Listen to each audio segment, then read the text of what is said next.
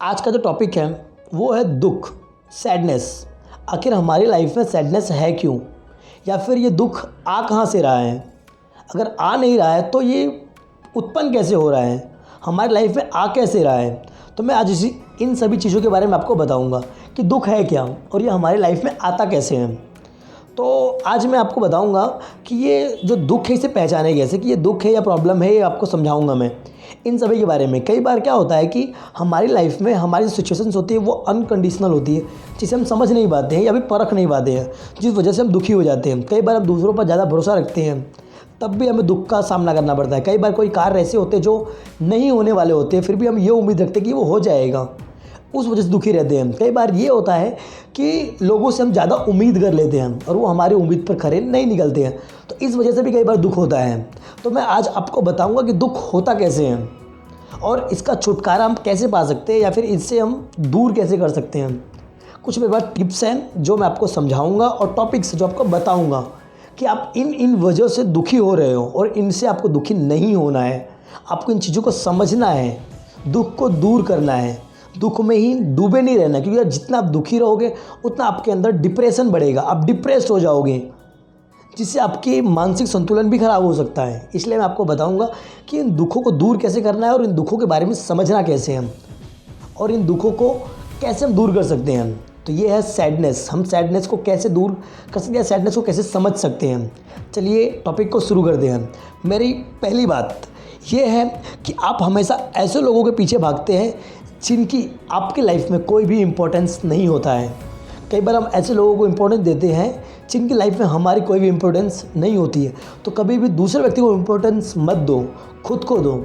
आप कितने वैल्यूबल हो वो सिर्फ आप जानते हो, दूसरा व्यक्ति नहीं जानता है। मेरी दूसरी बात, आप किसी भी छोटी छोटी बात को ना दिल से लगाना छोड़ दो, क्योंकि आप जितना दिल से लगाओगे उतना दुख आपका बढ़ेगा, आपकी प्रॉब्लम उतनी बढ़ेगी। अगर लोगों ने कुछ कहा है तो एक कान से सुनो, दूसरे कान से निकाल दो, बस इतना याद रखो। मेरी तीसरी बात, उस इंसान से उम्मीद बिल्कुल मत रखो जिसे खुद पर भी उम्मीद नहीं है कि वो उस कार्य को कर पाएगा या नहीं कर पाएगा।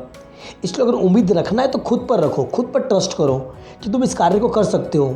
जब भी आप उम्मीद दूसरों पर रखोगे तो आपकी उम्मीद टूटेगी ज़रूर और आपका दुख भी बढ़ेगा। इसलिए दूसरों पर उम्मीद करना छोड़ दो।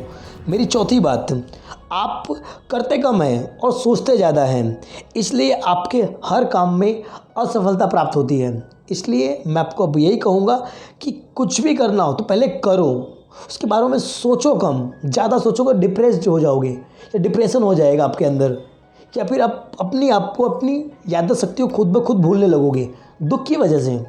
इसलिए आपको कोई भी कार्य करना है, ज़्यादा सोचना नहीं है।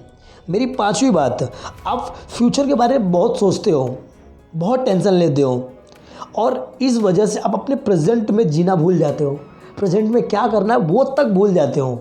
इसलिए फ्यूचर की इतनी चिंता नहीं करनी है, जो होगा फ्यूचर में वो देखा जाएगा।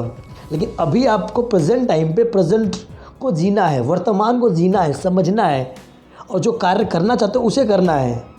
फ्यूचर की ज़्यादा टेंशन नहीं लेनी है। मेरी छठी बात, आप सोशल मीडिया पर इतने ज़्यादा एक्टिव रहते हो कि आप अपना वास्तविक जीवन भूल जाते हो, या फिर अपनी असली पहचान है उसे भूल जाते हो कि आपको करना क्या है वो भूल जाते हो। इस वजह से आप सोशल मीडिया पर कम एक्टिव रहो। ज़्यादा एक्टिव होने की कोई ज़रूरत नहीं है, वहाँ से कुछ नहीं मिलने वाला है आपको। मेरी सातवीं बात, आप अपने साथ हुई किसी भी मामूली दुर्घटना को या किसी भी मामूली प्रॉब्लम को दिल से लगा बैठते हो, या फिर उस प्रॉब्लम को बड़ा मान लेते हो, या किसी ने आपको गलत कह दिया है तो उस मुद्दे को दिल से लगा बैठते हो, जिस वजह से आपकी प्रॉब्लम्स बढ़ जाती हैं। आपकी जो जानकारियाँ होती है वो बढ़ जाती हैं, आपकी सोचने की क्षमता होती है वो बढ़ जाती है, जिसकी वजह से आप डिप्रेस्ड भी हो सकते हो। इसलिए अगर कोई घटना आपकी लाइफ में घट चुकी है वो आपका पास्ट है, उसको भूल जाओ। वर्तमान में खुद को ध्यान रखकर आगे बढ़ो और दुखी होने की कोई ज़रूरत नहीं, क्योंकि ये दुख आपको सिर्फ़ और सिर्फ डिप्रेस्ड करेगा, आपकी प्रॉब्लम को कभी भी ख़त्म नहीं करेगा।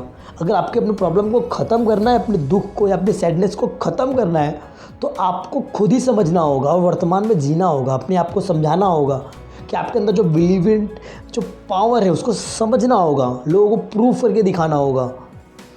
इसलिए आपको मेरी इन सारे टॉपिक्स को याद रखने चाहिए। ये 7 टॉपिक्स आपकी लाइफ में बहुत मायने रखते हैं और आपके दुख को भी ये कम करेंगे जो आपने दूसरों से कर रखे हैं।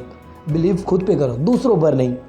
अगर आपके पास और भी कोई सुझाव है इसके वीडियो से रिलेटेड तो आप मुझे कमेंट बॉक्स में बता सकते हैं या मेरी प्रॉब्लम को समझ सकते हैं जो मैं आपको बताई है आज।